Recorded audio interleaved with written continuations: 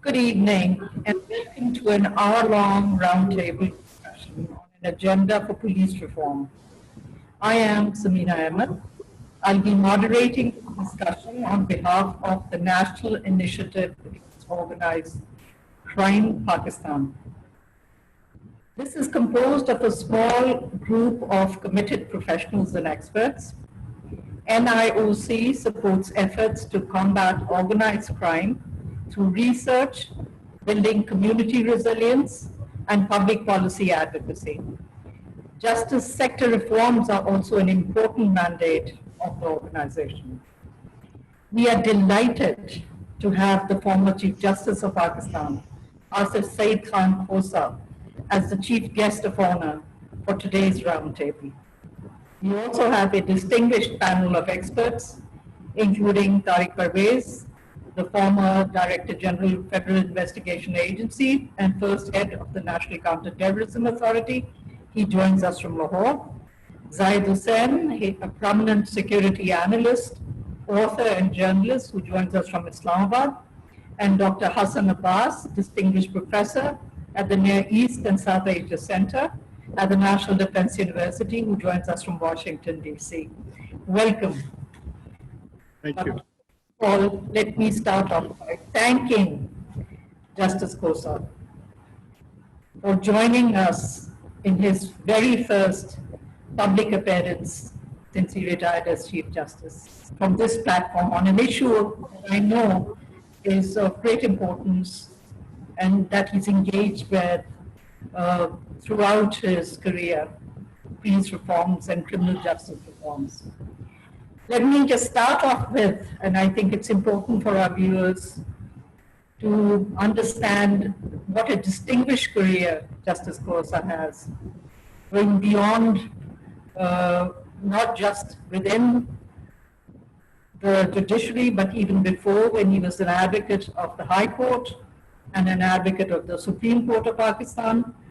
The number of judgments that he is responsible for as a judge, the number of cases that he's decided, 57,000 cases, that's very impressive over a period of 22 years in the judiciary.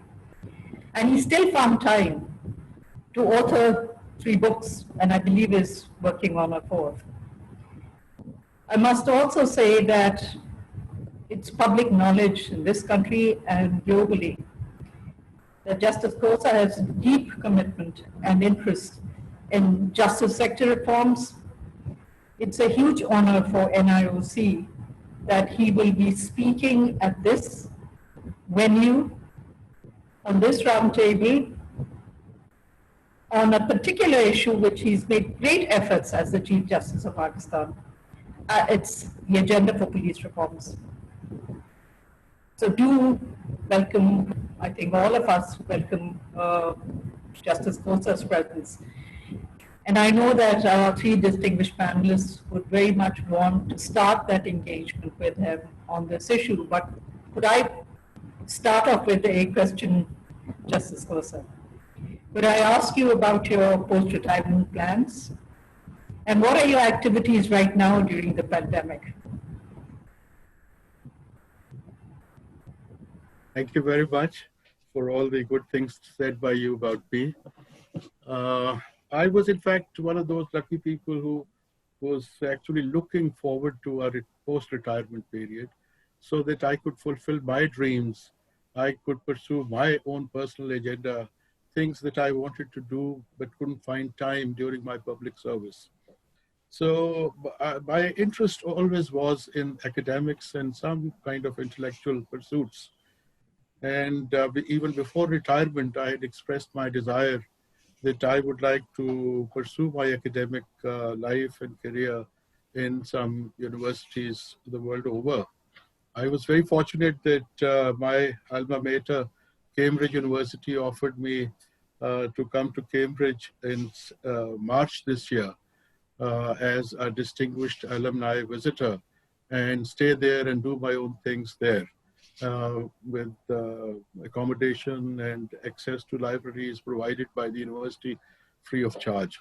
I was very grateful, but COVID-19 took over, and that plan didn't materialize. And I'm very lucky that I've already been offered fellowship, international fellowship by Warwick University in England. And I was to join there from April this year. But that thing has also been put on hold. And once the university is open, then I'll be going there for a period of 6 months and doing my research and working on a project that I've already conceived. The third thing was that from October this year, I was to go to Harvard for 1 year as a fellow. And it appears that even that thing will be delayed. So these are things that which were to keep me busy this year, but everything has been put on hold. So I took this time to write my fourth book, and I've already written about 1,700 pages, and hopefully in the next couple of months it should be ready. So this is what I'm. And the topic of the book. The topic of the book is breaking new ground. I mean, all those areas in law in which in the last 22 years, I tried to break new ground, new avenues, having a fresh look at settled ideas and interpreting the law and the constitution. So all those things which I thought that I made some contribution, humble contribution, I'm collecting them together and giving my own perspective to them. We welcome you to the program, but we really do, all of us, I'm sure, look forward to reading your vision, which I think is going to add to the literature on the ground and our understanding of issues that affect our lives as citizens. So let me go on to the panelists now. Our first panelist, Tariq Parvez,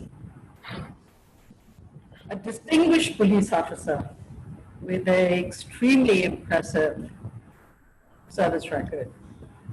I think doesn't need any introduction in Pakistan, but let me also just very briefly go through his biodata.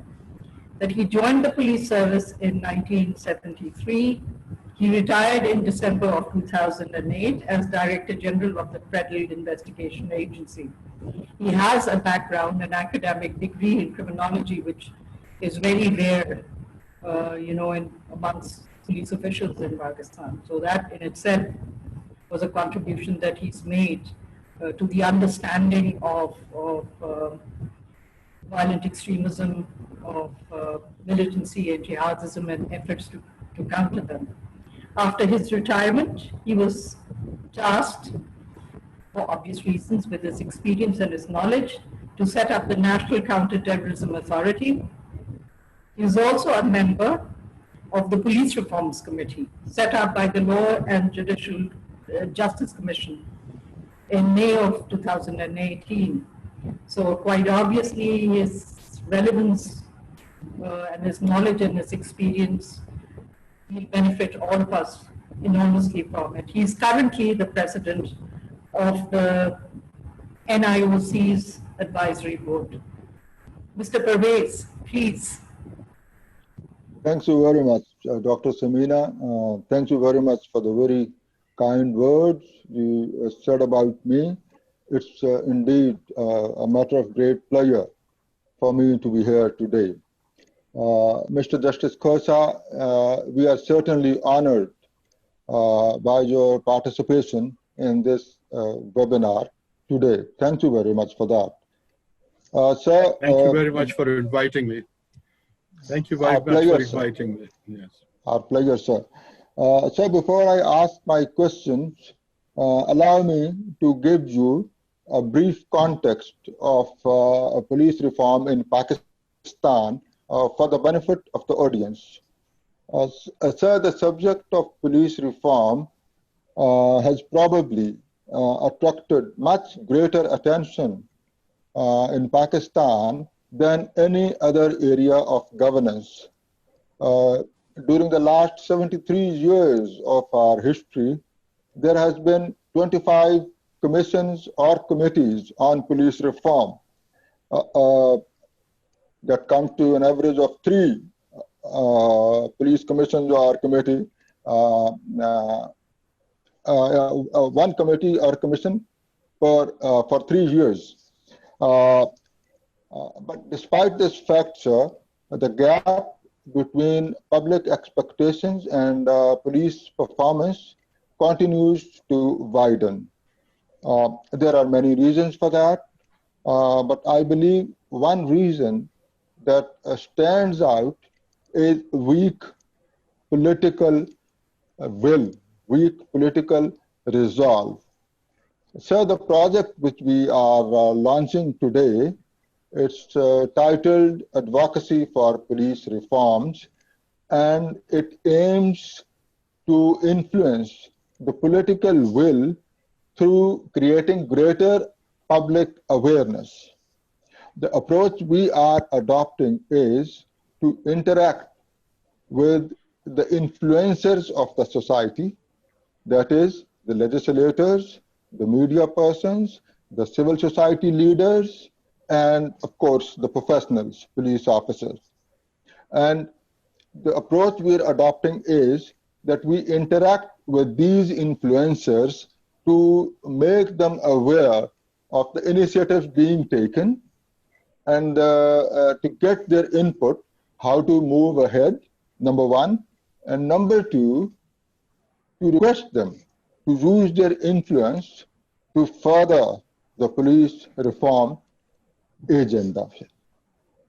Uh, and we hope that these influencers will leverage our message to promote the agenda. As you're very well aware, sir, police reform is a very wide area. And probably the best way forward is to specify the areas in which we want to go ahead for reform and then focus on the implementation of those reforms instead of spreading ourselves thin all over the canvas. So with this view point, we decided to keep ourselves within the framework of the Police Reforms Committee for four reasons, sir. In fact, four distinctive features of the Police Reforms Committee. Number one, it is the latest in the field. As your good self is well aware, the report was launched in January 2019 by the Chief Justice Pakistan from the platform of Law and Justice Commission, Pakistan. So this is the latest, which is in the field. And second is that it is the first ever reform attempt of the police from the platform of Law and Justice Commission, which is unusual, but much desired. The third was that on this Police Reforms Committee, we have a very wide range of professional experience. We have retired IGs, 9 of them, and we had all the serving IGs who were heading the provincial police forces. So this was the scale of the experience which was available to us.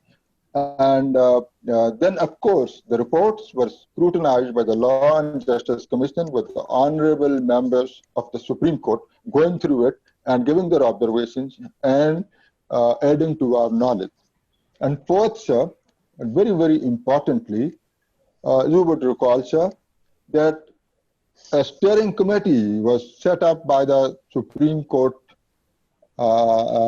Chief Justice to monitor the implementation of this report.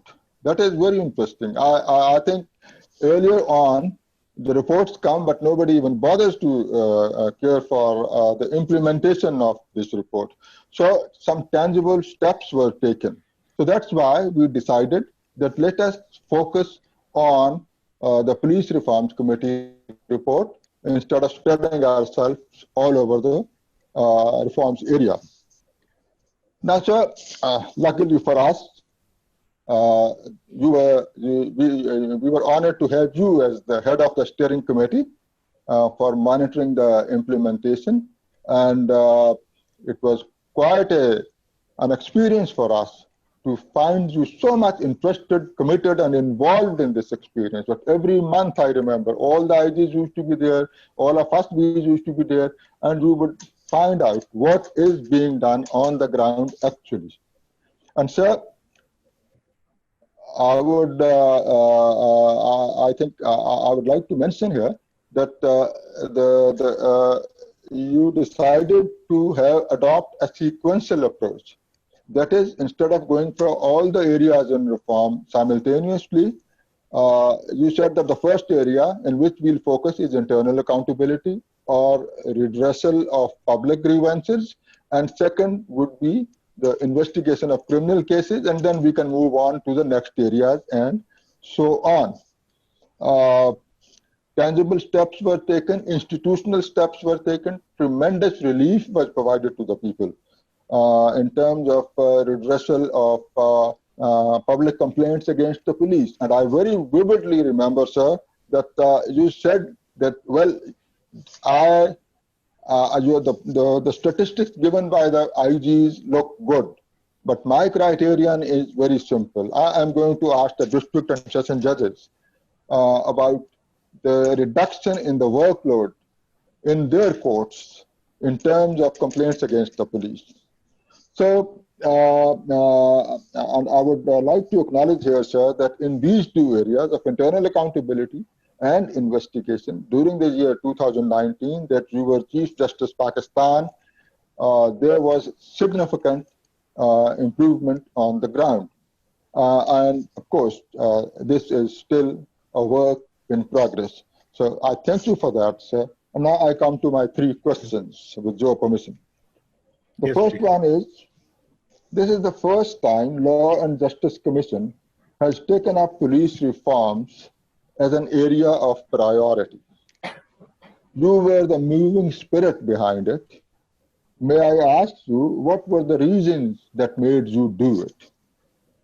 The second question, sir, what were the salient features of implementation of the Police Reforms Committee report, and to what extent were you satisfied with the results?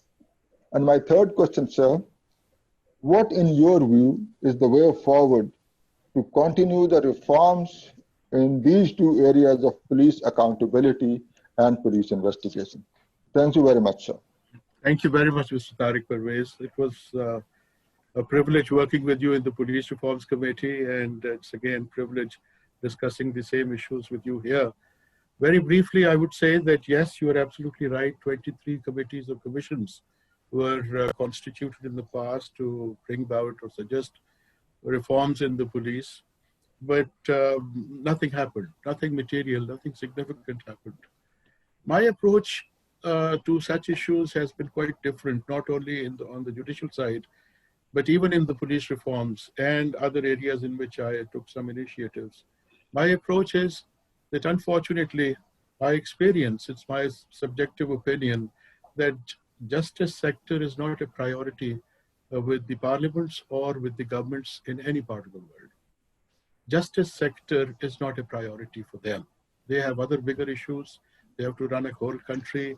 And this particular side, particularly in the third world countries like ours, where the whole political scene thrives on injustice.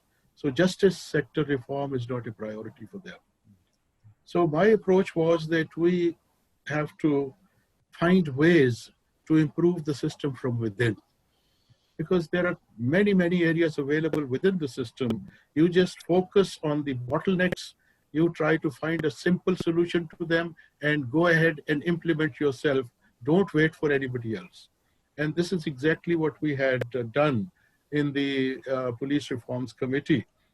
It was a wonderful report that it was prepared, and unfortunately, once again, the report lies in some shelf in some ministry, and nothing material has been done. And I wonder whether anybody has read that or not. You remember that there was an attempt made by some other service groups to scuttle or to belittle police. And it was the Supreme Court. I personally wrote a letter to the government that no, wait till you consider the Police Reforms Committee's report. Because, so that is why that thing was stopped at that time. My interest in police, yes, obviously, I can share it with you that my father was a practicing lawyer, and his main area of practice, legal practice, was criminal law. So since birth, I had criminal law and criminal matters and such issues, or obviously the police involvement in such matters was a household topic for us. Then as a student, when I was a student, my eldest brother, Mr. Tariq Kosa, became a police officer. So once again, our interest in the working of the police was doubled. Then I became a lawyer, and as a lawyer, half of my legal practice was based upon handling criminal cases. And then I became a judge, and most of my work in the judiciary was on the criminal side. So my interest in criminal justice system and obviously in the working of the police is obvious. With your assistance and with the help of retired IGs and senior police officers, as well as serving police officers, we initiated certain steps. And you are absolutely right that our approach was incremental. We said that instead of waiting for the government to do something, we will rely on our own resources, our own capabilities, and we'll go step by step. The first step was the report itself, and the second was that we attended to the issue as to why people go to the courts against the working of the police. And we established SP offices of SP complaints in every district in the country. And then we took another initiative, and we said that the second step was that district assessment committees were constituted, comprising of retired sessions judges, senior lawyers or junior lawyers, some respectables of the society, so that they could sit down and analyze in a given case why an accused person was acquitted. What was the shortcoming? What was the lapse on the part of the police that led to an acquittal when the police was confident that they had nabbed the right man? So we were absolutely committed to that, and that commitment showed results. And the results that I have with me, which I mentioned in my farewell address at the time of laying down my robes in the Supreme Court, the SP complaints acted wonderfully, and it led to reduction of 40% of such cases before the district judiciary, 40%, and 15% reduction in the high courts in such cases against the police. So when we translate them into figures, they are phenomenal. In a country of 220 million people, 40% reduction in district judiciary cases and 15% reduction in the high courts meant millions of cases, basically, or if not maybe thousands, yes, in one given year, or maybe in a few months. I don't know the latest figure, but the figures that I'm quoting were the figures available on the 18th of December, 20th of December, 2019. So it was huge success. And I personally, I'm the only Chief Justice who visited CPOs, Central Police Offices in Karachi and Lahore at the occasion to meet the senior officers personally and to address them. So my interest was obvious. I'm very satisfied that the interest shown not only by me, but everybody in the Police Reforms Committee, spearheaded by people like you, showed tremendous results. And this initiative must be carried forward. Now, how does it carry forward? You must have noticed that, unfortunately, it depends on the personal interest being taken by the Chief Justice, who heads the Police Reforms Committee. But if the Chief Justice is not personally interested, or if this is not his area of priority, then we must think of some permanent body, some commission of experts, serving and retired, who can sit down and all the time, constantly keep on evaluating the system, keep on checking the results, and keep on proposing different things. So we had taken these 3 steps in the Police Reforms Committee within a period of 11 months and had seen to it that they are implemented. And now is the time to take some further steps. What are those further steps? It will be for the committee to consider, of which you are a member still, and I'm not. Thank you. Thank you, sir. Thank you very much. Thank you, Justice Costa. I think you made two very important points. And I think the most important is that the appetite for reform has to be internal within the institution. It can't be forced on an institution.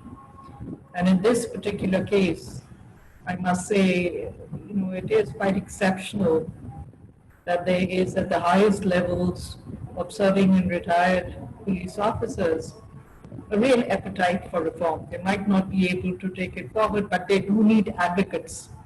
And you were one of the main advocates that they had. Let's hope they will find other advocates as well to take this process forward. I'd like to turn to our second panelist now, who will likely have a different set of questions and issues that he would want to raise with you. Zaid Hussain, a distinguished analyst, security analyst, author, journalist. He's the founding member of Newsline. He's covered regional political and security issues for any number of the most prestigious international publications, and including, of course, he was a correspondent for the Times of London, Wall Street Journal. He's written for The Economist. But he's also written two authoritative books on militancy and jihadism and the threats that they pose to Pakistan and to the region. So Zahid, please, here's an opportunity for you to have a dialogue with possibly one of the finest legal minds that this country has produced. Thank you so much for having me in this panel. Honor to be with Justice Khosa, a great admirer, and have been following his judgment very closely over the years. Well, actually, starting from what Mr. Tariq Parvez Saab has just said, that when we are talking about police reform, one of the essential aspects we have actually ignored or may not be so much in discussion is the changing terrorism scenario in Pakistan after 9/11. If you see actually the whole, like in other part of the world, the nature of terrorism has also changed in Pakistan. Maybe actually there has been actually presence of militancy and extremism in this country before then 9/11. But what happened after 9/11 has actually intensified that process. What we are witnessing today, and over the last 10 years, we have seen Pakistan itself has become the center of terrorism. And how we tackle with this, we are tackling with this issue is also questionable. In fact, actually, if we see that throughout this period, we have ignored some of the basic factors which has led to the rise of militancy in Pakistan and terrorism. And then actually, obviously, comes with that, actually, there's proper strategy. And we never had a proper strategy to deal with this situation. What we have been doing so far has been just firefighting. And then obviously when situation or insurgency actually gotten out of control in northern part, we use military or basically completely relied on kinetic force of the state. Well, actually it may have served some purpose whenever you have this kind of insurgency. Military power is being used, and rightly so. Well, then that may have led to some reduction level of violence. We have seen actually over the last few years, but saying all that, the issue of terrorism and militancy is still a major problem in this country. And I think probably the major, again, actually, if we examine, first is the strategy. How do we see the issue of militancy and terrorism? A very thin line between extremism and terrorism. And we have ignored it completely, because when we talk about terrorism, we see just in a very single dimensionally. It's always actually a narrative that it has come because of the Afghanistan situation. It may be true to some extent, but not really. It is not just about Afghanistan situation. There are some basic problem which we have seen even before 9/11 happening, the rise of militancy as a state policy. And I think probably that has to be dealt with. Now coming to how we are dealing with it. First, the perception, what's the nature of terrorism, what's the nature of militancy, and how do we actually see it as a threat to the national security. The second thing, how do we handle this problem? I think the basic problem again is that in any part of, well, actually there are two parts of it. Yes, kinetic force is important when it becomes the situation get out of the control. But the other aspect that it has spread to all parts of the country, not just FATA. We are just, when we talk about militancy, we just actually confine it to the former tribal areas or the border areas. That's it. But we are never talk about actually how do we see this problem, which is basically has spread much wider. And that is where the police role comes in. In other countries, we have seen actually tremendous development and progress in police and the way the police has been used to fight terrorism. In Britain, we have this example. It's all about police, and which basically is dealing with the issue of militancy. Here in Pakistan, I think the police role has been ignored, despite the fact that in many areas they have been in front line. Like, for example, KP, more policemen have been, police officers have been killed as a result of a fight of terrorism. In other part of the country, it is almost a similar story. But again, actually, the two things. Number one, actually, that police force has been completely excluded from whenever this policy or policy making process. They're not taken into the consideration whenever this policy is being discussed. The second thing is that the training, whether we have trained police, to be able to deal with this changing situation. That's basically a major factor. And I think both their lack of resources and also actually their part of being policy making. But on the other hand, we have also seen that how effective police could be in Pakistan itself. And like, for example, despite all those problems, despite all those handicaps we are just discussing, I think police has done quite good job, as particularly the CTD Department of Police in Punjab, in Sindh, and also in KP. KP also is a slightly different situation because the military is much more a dominating factor there. But there too, actually, if you see the militants to contain militancy and also fighting terrorism, despite all those problems, they have done good job. But again, actually, the problem is a completely disconnect from the situation on the ground and also actually policy making. And Tariq Parvez Saab, who else would know better than Tariq Saab that when the police acts, there are other problems come in. The political and issues also come in that also has become a major handicap. So I think my question or observation is that actually when we're talking police reform in the present scenario, should we not actually take in cognizance of this changing situation in fighting militancy and terrorism? So I'll stop here because we'll come back again. Thank you very much. See, it's very difficult to comment on the first part of your question about terrorism in Pakistan. I think a political analyst or a political scientist or a person in sociology or other such matters would be better placed to answer such questions. But what I, as a layman, from looking at these things from outside, although I've handled thousands of anti-terrorism cases from legal point of view, is that after all, if we go back to 1970s, there was no terrorism here. It all started with the Soviet invasion of Afghanistan. So essentially, the whole thing had a military background. There was an invasion in the neighboring country. The borders between Afghanistan and Pakistan were porous. So those who wanted to take refuge here, they crossed the borders, came here.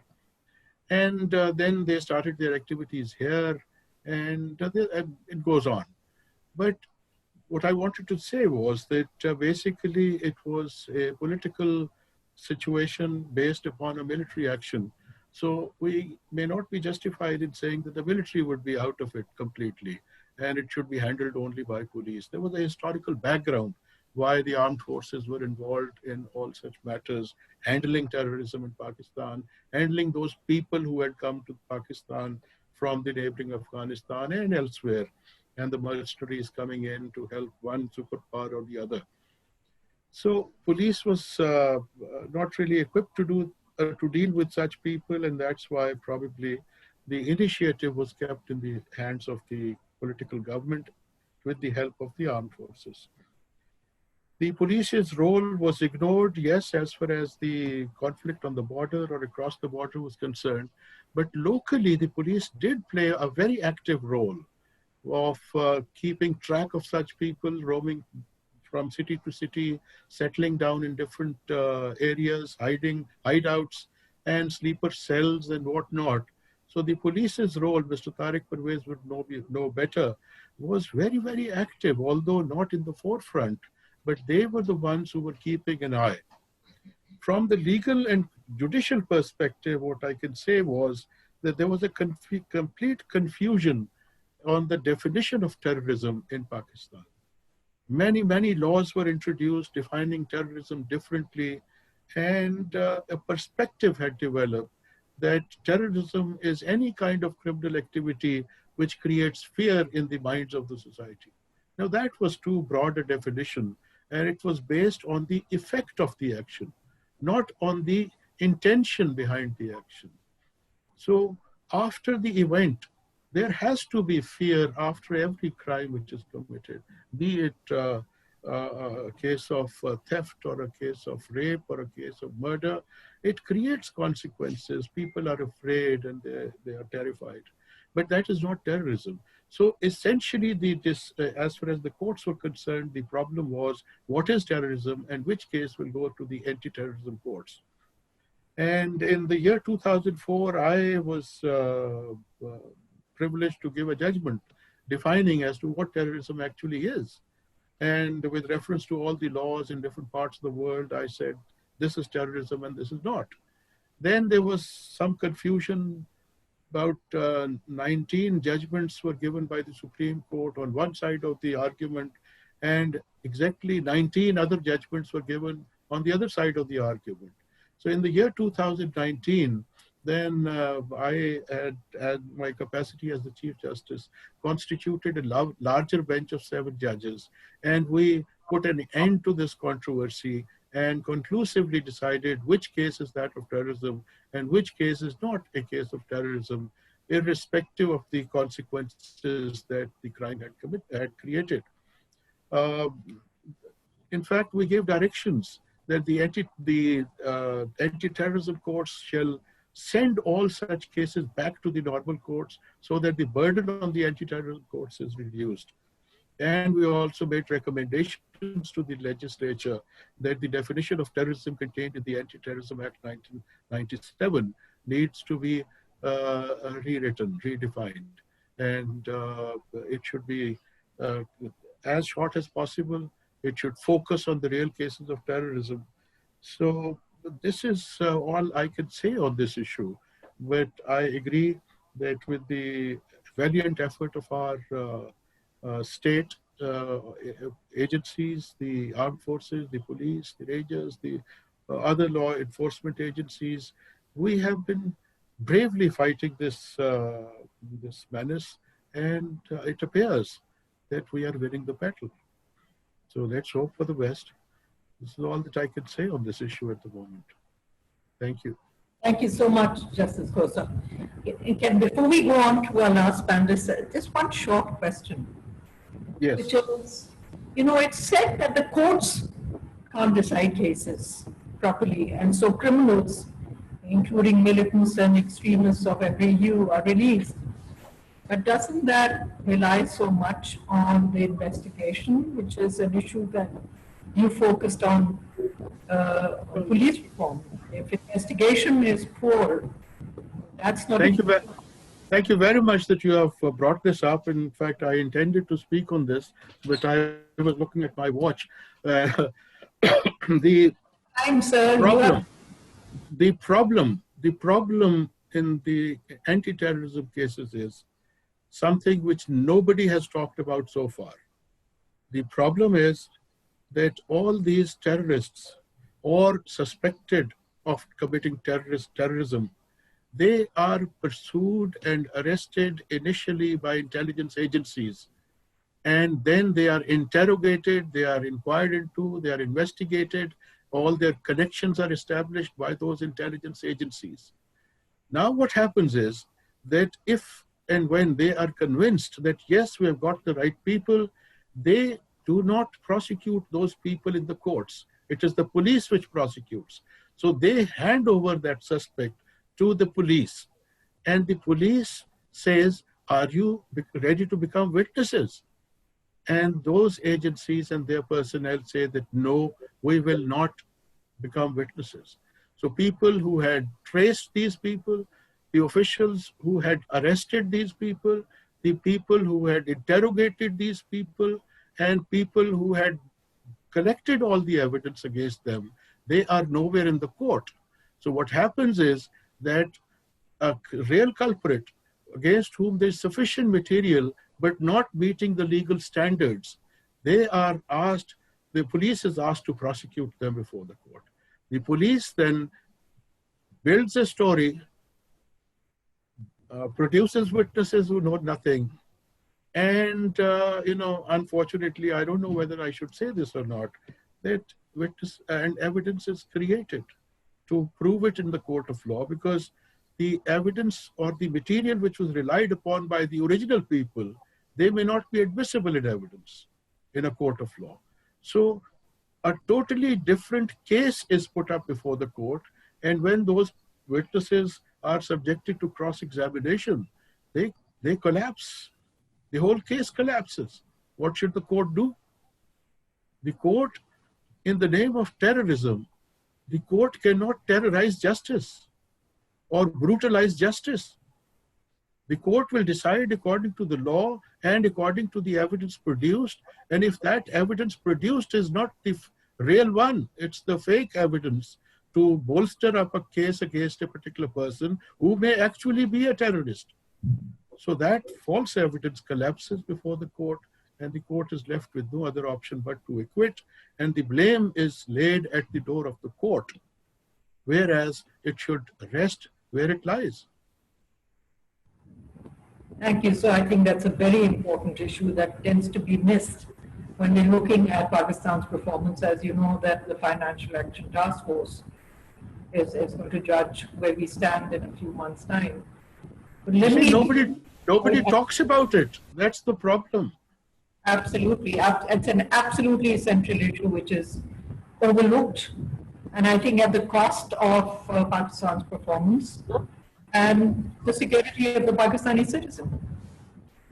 But before I monopolize, I'm really taking my position. Sorry to interrupt. I could also suggest a way out. Please do. The way out is that we should amend the relevant laws, the law of evidence, that in such cases, those things which generally are available against that person should be made admissible. The parliament has to take the lead in this respect, create an exception, the courts will follow the law. Create an exception for such people.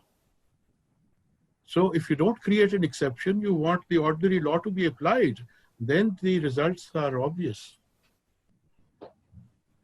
So there we will, thank you so much, sir. We really do come through the issue then of the entire criminal justice system. But before I ask your views on that, because I know that you've done such an enormous amount of work on judicial sector reform, I really do want to go to our third panelist, Professor Hassan Abbas, who's the Distinguished Professor of International Relations at the Near East South Asia Center, National Defense University in Washington, D.C.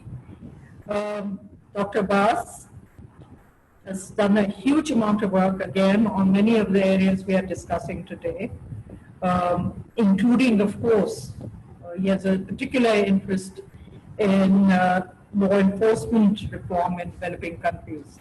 So I think that's a topic that we'd want to hear about, but then also perspectives from what is happening where he is sitting at the moment in Washington, D.C., and is there an appetite for police reform, and what needs to be done, not just at the national level, but should there be a global agenda as well?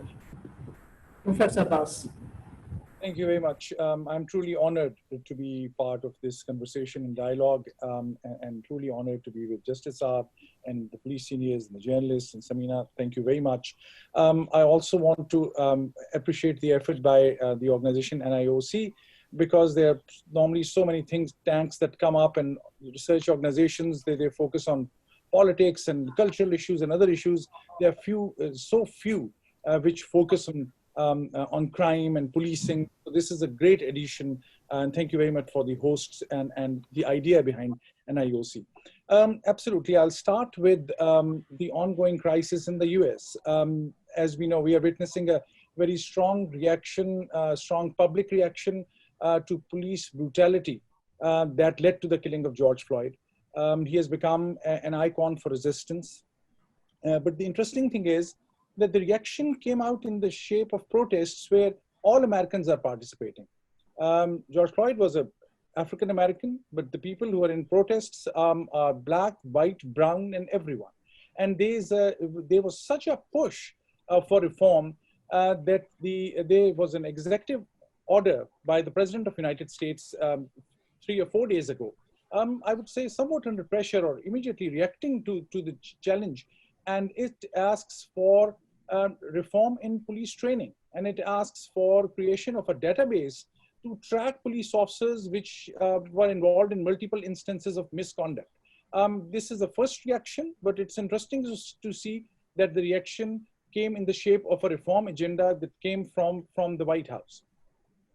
I want to now briefly talk about how do I compare what's the police reform agenda in developing states and developed states. And then to come to a point where I can briefly touch upon 5 factors which can be part of a global police reform agenda. But first and foremost, and as my previous life as a police officer in Pakistan, and I'm very proud of that background before my academic life, and I've studied that, and all the different research projects I did in Pakistan and with many of the colleagues who are here, it's very clear in one sentence. The real challenge of policing in Pakistan and developing states is ranging from political interference to lack of sufficient resources to inadequate police training and lack of scientific investigations. Within these 4 parameters, political interference, training, lack of scientific investigations, and within this framework lies the challenge. If I have to add something, I would say inadequate or prosecution challenges and lack of witness protection system further ails policing performance. But that's the gist of what's wrong with policing, so to say, in developing states. In case of United States, for example, or in Europe, it's very interesting. The police reforms agenda or the policing challenge is very different. Political interference is a non-issue. I remember whenever I get a chance to talk to police officers in US, I teach also students from law enforcement from all across the world who come to NDU. And in the West, in the United States, when I ask police officers, they would say political interference is a non-issue because it's inconceivable that a congressman or a senator can pick up a phone or go and try to manipulate or pressurize police. Resources is not an issue. Then by and large, the training facilities get a lot of support. Forensic and scientific investigations, everyone has access to. So what is the fact then that creates an issue for the Western policing model?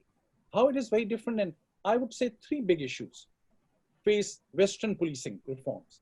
Number 1, excessive use of force and militarization of police. In US, in UK, and many of the other countries, because there were big involvements in global wars and coalitions in Iraq and Afghanistan. In some cases, a lot of military equipment has been handed over to police. So when you give a tank to a police officer and or to a kind of a machine gun or an artillery equipment, rather than a stick or a different kind of tool, police starts behaving differently. That's challenge number one in the Western police. Secondly, these challenge which we are currently facing of racial issues are big. And last but not the least, lack of accountability of those who are found involved in these excesses. So I jump quickly to seeing these two different set of challenges. What is the common area in which a global reform agenda can be built? Having my eye on the watch, I'll just mention quickly 5 sentences, because these are the 5 common themes or the 5 common areas where developing world and developed world can come together. And that's for discussion and guidance and conversation as well. Number 1, it's very basic. I think the element of public service is so central to what policing is. Police has assumed itself as an authority in itself. So police is now seen as an instrument of state authority rather than a service provider, upholding the rule of law. That should be the common agenda item number 1.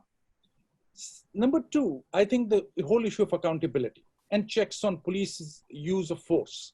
Number 3, I would argue training and recruitment standards have to be upheld. There has to be a common international perspective or common international measurement of how do you see training and recruitment. And within this, very quickly, 2 ideas. 1, there's now a lot of research, it's no more a debatable issue, that more women in police leads to better policing. Even in the West, in US, I've seen in the best case scenarios, the number of women percentage-wise in a police force are like 10%, at the most 20%. Whereas all research tells us it has to be 50-50 or at least 40-60. Then the second issue within this idea of training and recruitment standards is about the leadership standards. Are these anyone who has served 30 years is supposed to be a police chief? Or is it about merit? The fourth point is where I'll ask later, and I'm about to finish in 1 minute. The biggest challenge faced by police is these transnational criminal networks. To respond to these transnational criminal networks, there has to be global linkages between police forces, and those are missing. That is another police reform agenda that has to be thought about. And last but not the least is the community policing norms. Community policing is not, in many countries, seen as an intelligence gathering outfit or a way to just try to get more information. Whereas the real purpose of community policing, as my colleagues know better than me, is about community engagement. So thank you very much for listening to these thoughts. We would love to know more. And for the Justice Sahab, I have, who I'm absolutely an admirer. And my question is, I know of his great contributions and I've read many of his judgments as a judge, but I also see, Justice Sahab, I see you as a great philosopher. And my question is linked to this. How, number 1, do you see these protests in the US? How can this energy can be converted into action? And linked to this is that, and this is more philosophical than legal, what is needed to implement ideas that look so perfect on paper, but when a time comes to convert them into policy and into law, there's a huge gap. Are we missing something in a philosophical sense as society that stops us? These are my 2 questions for you. Thank you very much. Thank you. Thank you very much. As far as the normal police working is concerned, I would say that in most of the countries, particularly in the third world, the lack of training, lack of use of forensic science, and all those things that you have mentioned are generally relevant. But 2 specific things that I want to talk about and relatable to your questions. Number 1, whatever is happening in the West these days, and particularly in US vis-a-vis the police and George Floyd thing, my take is slightly different. My take is that it is not just a protest against the police. We have to go back maybe centuries and realize, where does this all stem from? It all stems from slavery.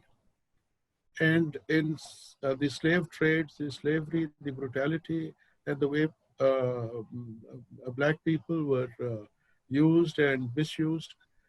There were, in the recent history, we have two examples of countries or areas which had slaves.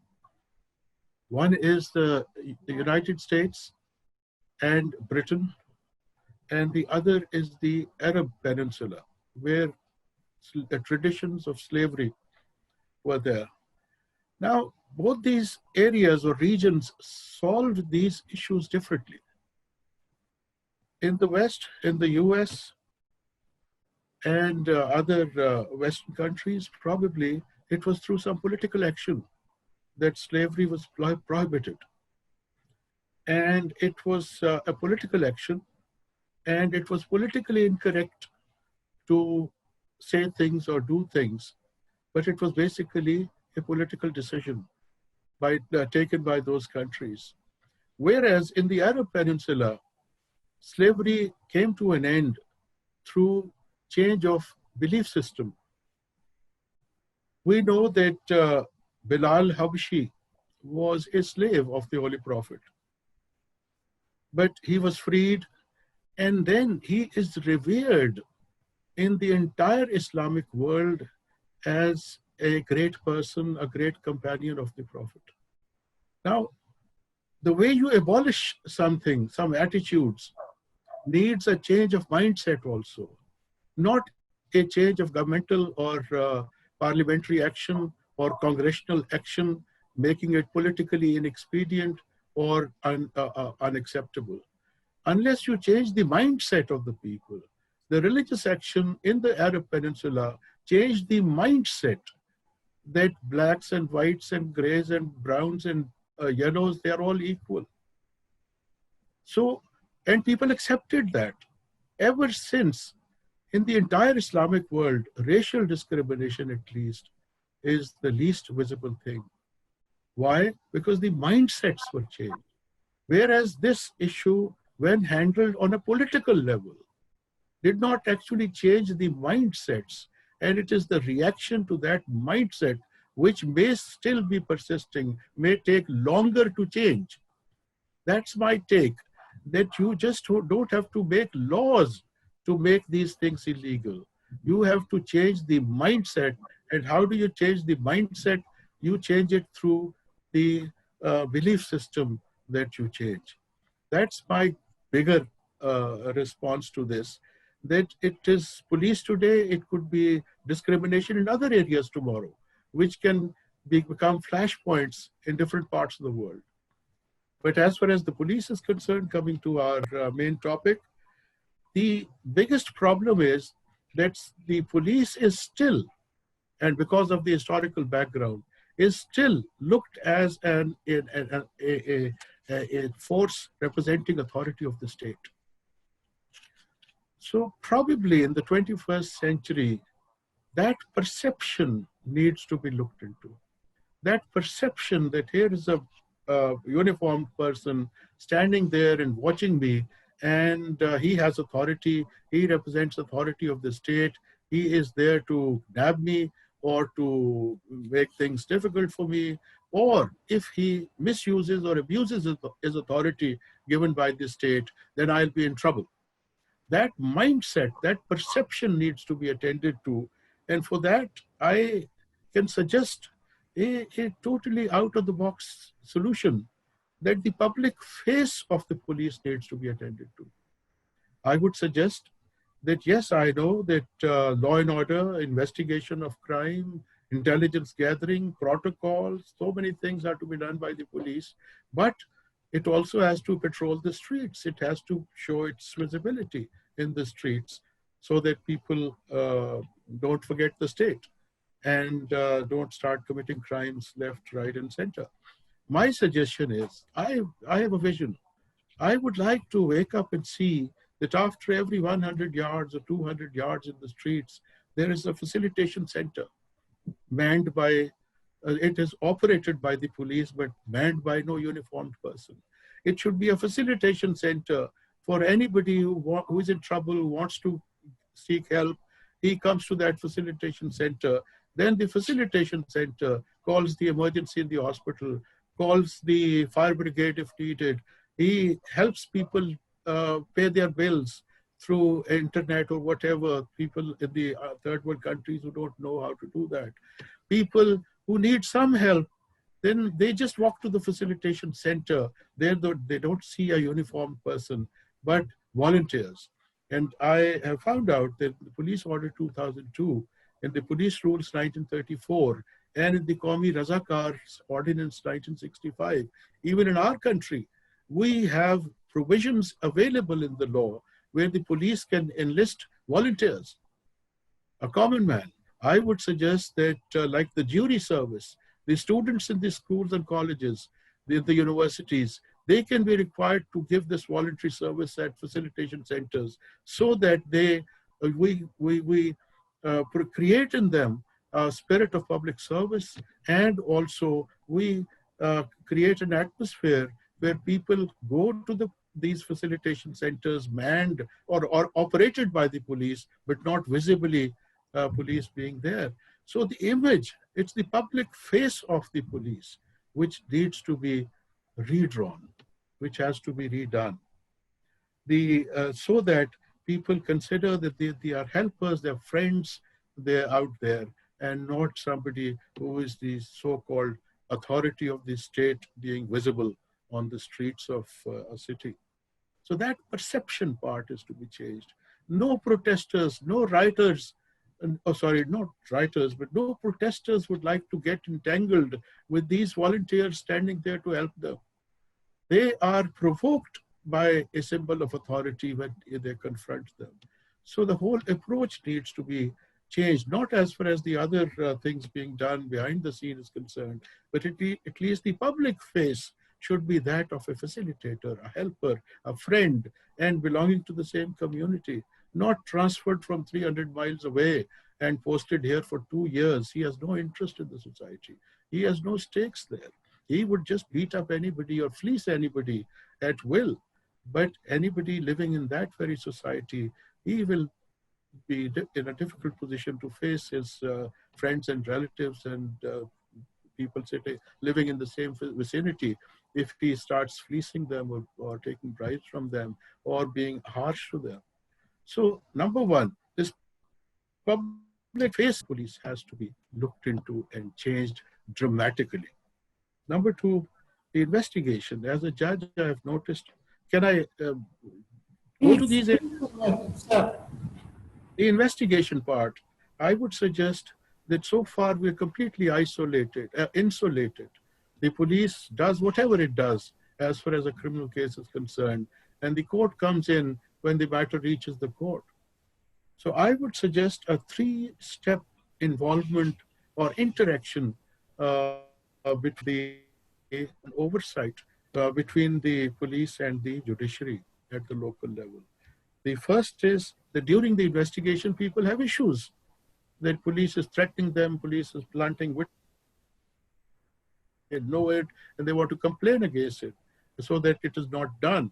There should be some forum available where they can go and report, and it should not be a court.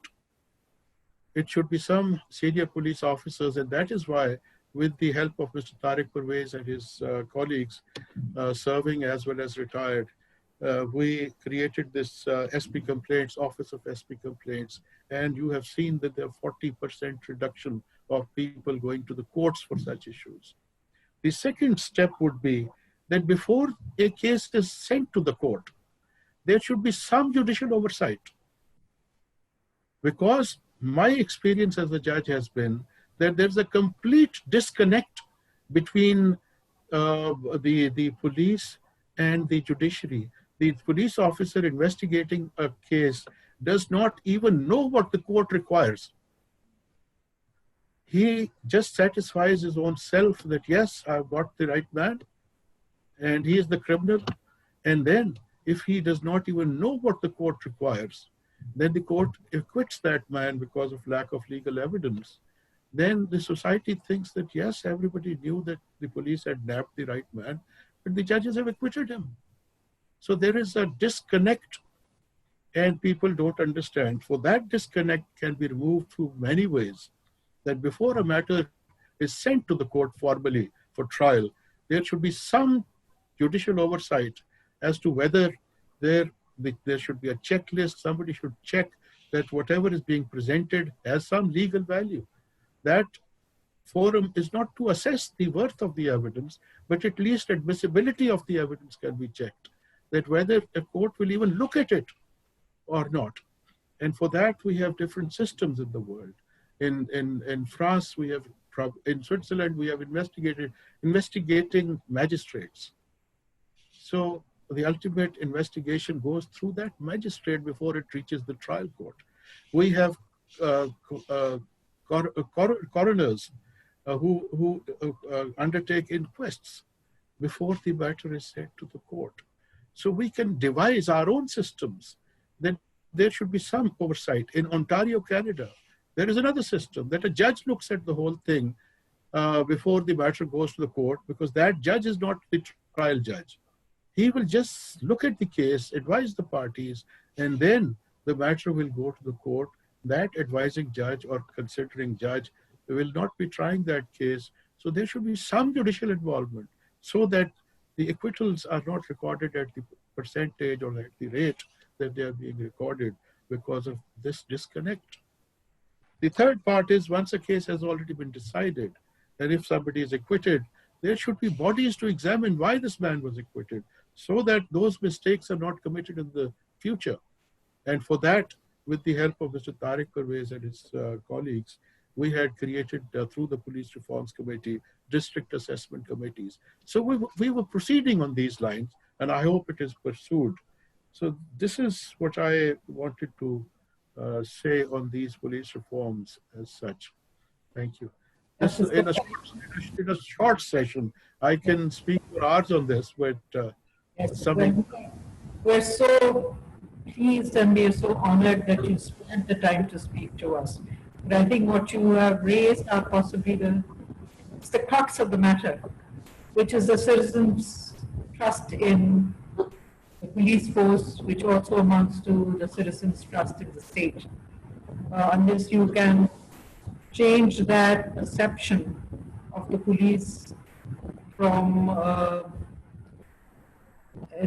source of perhaps threat to a source of protection, then citizens will not want to seek justice through the AGs of the police. But they, I think, is your summing up of this roundtable. I think you've got the most important issue, which is accountability of the state to the citizen. Not just the accountability of the police to the judiciary or the judiciary to the state authorities, but the state's accountability to the citizen. Thank you so very much, and thank you so much, our distinguished panelists, for this extremely important discussion. And I think there are a lot of points that Justice Khosa has raised that we do think we need to think about more on ways of an issue raised right in the beginning. How do you implement those thoughts? Thank you so much again to all the panelists, and especially to Justice Khosa. Thank you very much.